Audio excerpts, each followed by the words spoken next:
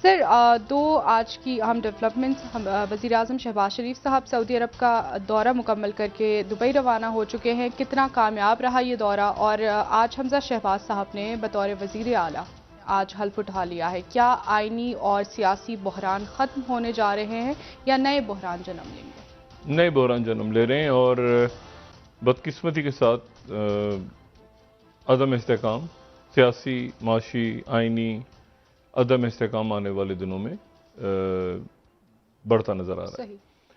और ये बात मैं पहले भी कहता रहा हूँ, दोबारा दोहरा रहा हूँ कि ये जो पोलराइजेशन का लफ्ज़ इस्तेमाल हो रहा है, ये पोलराइजेशन से हॉस्टाइल हॉस्टिलिटी की तरफ मामला तल्ख होने जा रहे हैं। ख़ासतौर पे जो सऊदी अरब में वाक़यात पेश आए और उसके बाद फिर वहाँ से पाकिस्तानियों की गिरफ्तारी की खबर आई, कुछ डिपोर्ट हो रहे हैं लोग वहाँ से। अच्छा, अब इसमें जो ताज़ा तरीन बात है वो ये है कि इमरान खान साहब ने ऐलान कर दिया है मई के तीसरे हफ्ते में या आखिरी हफ्ते में, मई के आखिरी हफ्ते में उन्होंने लॉन्ग मार्च का ऐलान किया। और उसकी तारीख के हवाले से जब उनसे पूछा गया कि एग्जैक्ट डेट क्या है उसकी, तो उन्होंने कहा कि वो जो तारीख है, मैं वो तारीख बहुत शॉर्ट नोटिस पे मैं उसका ऐलान करूँगा। अच्छा, ये यानी आप समझें कि ये कुछ 23 मई से हम लगाते हैं कि 23 मई से आखिरी हफ्ता शुरू हो रहा है, तो 23 मई से 24 मई से लेके और 31 तारीख तक ये हम तसव्वुर कर सकते हैं कि ये आखिरी हफ्ता है। और फिर उसके बाद ये हफ्ता जब ख़त्म होता है तो उसके साथ ही जून शुरू होता है, यानी बजट जी। तो यानी बजट से पहले इमरान खान साहब जो है वो लॉन्ग मार्च का ऐलान करने जा रहे हैं। और इमरान खान साहब आज भी पब्लिक में निकले। आज वो गए यहाँ पे इस्लामाबाद के एक इलाके में, बहुत सारे लोग वहाँ जमा हुए, उनके साथ गपशप लगाई, फिर वापस गए। अब ये जो लॉन्ग मार्च है, इसकी ज़रूरत क्यों पेश आई, सवाल तो ये है। इसकी लॉन्ग मार्च, और इससे पहले बहुत कुछ होने जा रहा है, क्योंकि आप ये देखें ना कि 1 महीने से भी कम मुद्दत है अभी लॉन्ग मार्च में। यानी आप समझें कि आज से कोई लगभग कोई 3 हफ्तों के बाद ये लॉन्ग मार्च मुतवक्को है। और इस दौरान जो है वो काफ़ी मिस जजमेंट्स और मिस कैलकुलेशंस हुई हैं, जिनमें से एक मिस जजमेंट और मिस कैलकुलेशन ये थी कि इमरान खान साहब को कहा जाएगा कि वो बैठ जाएं और उनको हटा दिया जाएगा और वो जाके बैठ जाएंगे, जिसके बारे में मेरा पहले दिन से मुसलसल ये मौक़िफ़ रहा है कि इमरान खान आखिरी बॉल तक लड़ेंगे और आखिरी हद तक लड़ेंगे। ठीक है, उन्हें जहां तक जाना पड़ा वो जाएंगे और वो लड़ेंगे। अब यही हुआ कि जी वो तो बिल्कुल उनके वो जाएंगे और जाके घर बैठ जाएंगे अपने और अल्लाह खैर चला, लेकिन ऐसा नहीं हुआ। वो लोग निकले पहले दिन, मैं बात पहले भी कह चुका हूँ, पहले दिन उनका अंदाज़ा नहीं था, वो खुद भी कह रहे हैं, लेकिन उसके बाद फिर दुनिया भर से लोग निकले और पाकिस्तान में भी लोग निकले और बड़ी तादाद में निकले। और ये ऐसा कम हुआ है कि आप घर में बैठे बैठे कॉल दे दें और लोग पूरी दुनिया में या पाकिस्तान में निकले हैं सड़कों पे। तादाद उनकी जितनी भी थी वो उस पर अब हम क्या बहस करें, लेकिन बहुत बड़ी तादाद में लोग निकले। फिर उसके बाद उन्होंने तेज़ी के साथ 3 जलसे कर दिए और वो ईद के दिनों में भी या आने वाले चंद दिनों में भी बैठने वाले नहीं हैं। घर बैठ के वो ईद गालिबन मनाने। अब कल देखें, कल उन्होंने कॉल दे दी कि जी चांद रात पे, कल या परसों जब भी चांद रात होती है, तो उन्होंने कहा कि नौजवान निकलें और पाकिस्तान के झंडे उठा के निकलें और लॉन्ग मार्च की तैयारी शुरू करें, क्योंकि उसकी वजह यह कि 3 हफ्ते, 2 या 3 हफ्ते दरमियान में। अच्छा, अब इन 3 हफ्तों में और क्या होने जा रहा है? पहली बात तो यह है कि शहबाज शरीफ साहब सऊदी अरेबिया में उनकी मुलाकातें हुई और उनकी मुलाकात वली अहद शहजादा मोहम्मद बिन सुलेमान MBS जी। और इसी दौरान और उनके वक्त के साथ जो बाकी अरकान थे, बिलावल भुट्टो जरदारी साहब थे, शाहज़ेन बुगटी, बाकी ख्वाजा आसिफ साहब बाकी था। इसी दौरान वहाँ पे तुर्की के सदर रजब तैयब एर्दोगन भी थे, वो अपनी मुख्तसर काबीना के साथ थे, लेकिन उनकी मुलाकात शाह सुलेमान से हुई। तुर्की के सदर की मुलाकात शाह सुलेमान से हुई, हमारे जो अकाबरीन हैं उनकी मुलाकात वली अहद से हुई।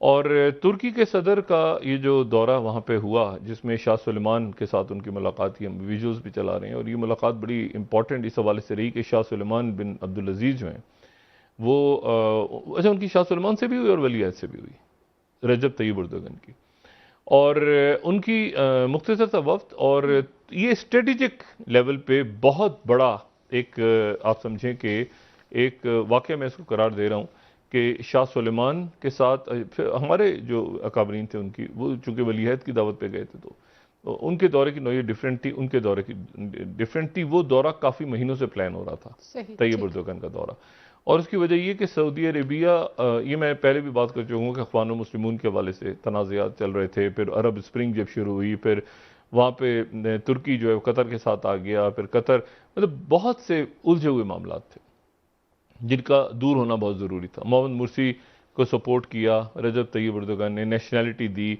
उसके नतीजे में अच्छा फिर ये जहन में रखें कि जब आप अख़वान मुस्लिमून को सपोर्ट करते हैं तो ख़ुद ब खुद आप सपोर्ट करते हैं हमास की, क्योंकि हमास अख़वान मुस्लिमून की वो शाख है जो कि फ़लस्तीन में और आज वहाँ पे कशीदगी जो कई दिनों से जारी थी, वो कशीदगी आज एक नए रुख पे चली गई, क्योंकि उसकी वजह यह है कि आज वहाँ पे पहली शहादत हुई फ़लस्तीनी की, और एक वहाँ पे इसराइल का जो गार्ड है वो भी मारा गया। तो वहाँ पे खून खराब अब शुरू हो चुका है फ़लस्तीन के मकबूजा फ़लस्तीनी इलाकों में, तो वो कशीदगी वहाँ पे बढ़ रही है। अब इस पूरे दौरे के दौरान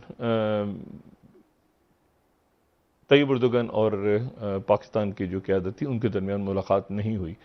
एक दरमियान में इतला ये आई कि एक टेलीग्राम आया है कि जी वो मिलना चाह रहे हैं और मुलाकात होनी चाहिए, लेकिन शहबाज शरीफ साहब की रजब तैयब उर्दुगन के साथ इनकी भी और नवाज शरीफ साहब के वैसे अच्छे ताल्लुकात हैं, वैसे भी अच्छे ताल्लुकात हैं, तो ये ठीक है, ये मुनासिब है कि वो बाद में तुर्की का दौरा करें और तुर्की में वहाँ जाके मुलाकात कर लें या उनको दावत दें, वो यहाँ आ जाएँ। लेकिन पाकिस्तान में चूँकि अदम इस्तेकाम मौजूद है, इसलिए तमाम हमारे जो बरादर ममालिक हैं और जो सुपर पावर्स हैं, वो इस वक्त थोड़ा सा पाकिस्तान के इंटरनल सिचुएशन को देख रहे हैं।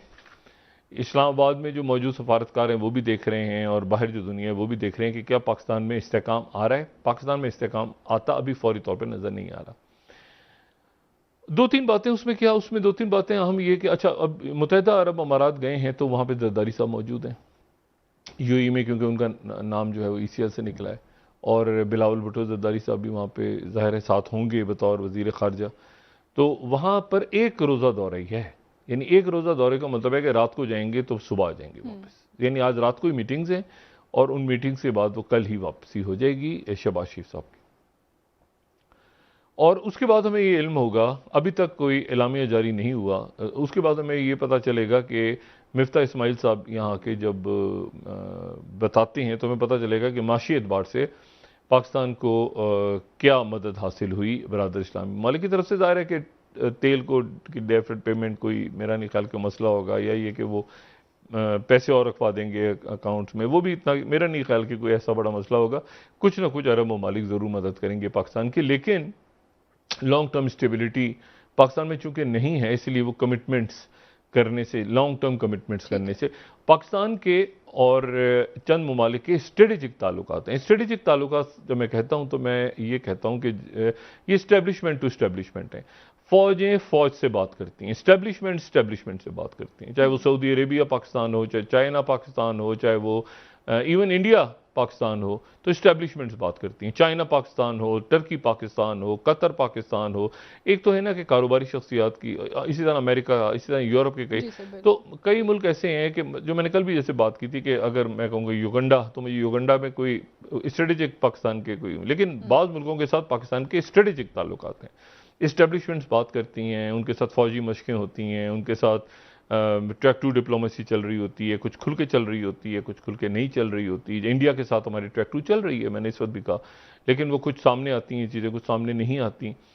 तो ये हमारे सऊदी अरेबिया के साथ स्ट्रेटेजिक ताल्लुकात हैं हमारे। तो सऊदी अरेबिया जो है वो शख्सियात को भी अहमियत देता है, लेकिन शख्सियात से ज़्यादा वो अहमियत देता है कि इस्टेब्लिशमेंट की तरफ से क्या बात हो रही है। तुर्की शख्सियात को इंपॉर्टेंस देता है, लेकिन वो ये देखता है कि इस्टेब्लिशमेंट्स क्या। इंडिया शख्सियात को इंपॉर्टेंस ज़रूर देता है, लेकिन इस्टेब्लिशमेंट्स अल्टीमेटली फैसला करती हैं।